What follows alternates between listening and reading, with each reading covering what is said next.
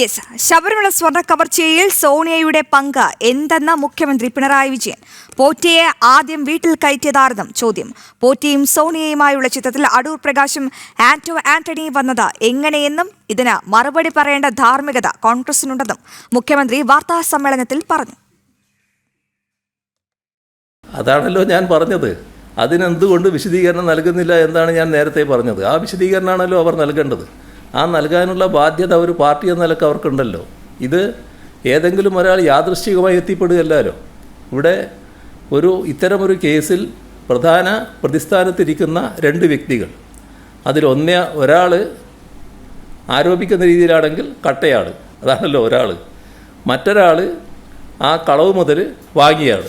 ഈ രണ്ടുപേരും ഒന്നിച്ച് എങ്ങനെ ഒരേ സമയം ഇവരുടെ അടുത്തെത്തിപ്പെട്ടു?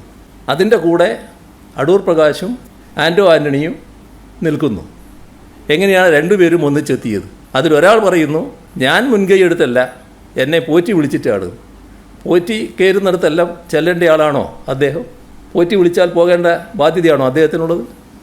എങ്ങനെയാണ് എന്നത് കൂടുതൽ വ്യക്തതയോടെ പറയാനുള്ള ധാർമ്മികത ആ പാർട്ടി കാണിക്കണ്ടേ? അതിനുവേണ്ടി സംസാരിക്കുന്നവർ കാണിക്കണ്ടേ? അത് ബാലിശമായ ഒരു പ്രശ്നമാണോ? ഈ പ്രശ്നത്തിൻ്റെ ഏറ്റവും ഗൗരവമായൊരു വശമല്ലേ? അതിനല്ലേ മറുപടി പറയേണ്ടത്? അതാണ് ഞാൻ പറഞ്ഞത്.